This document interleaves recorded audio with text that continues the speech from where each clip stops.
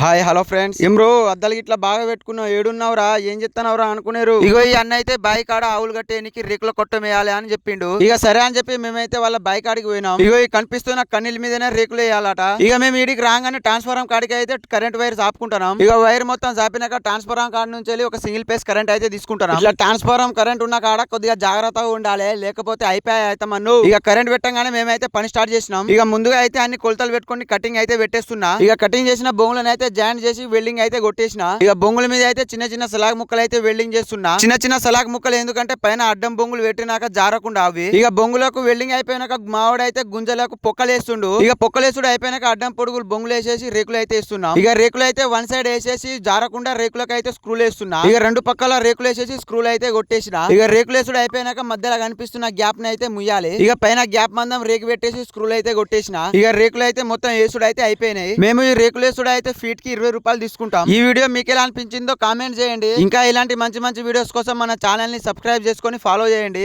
పోతా పోతా ఒక లైక్ వేసి పోను.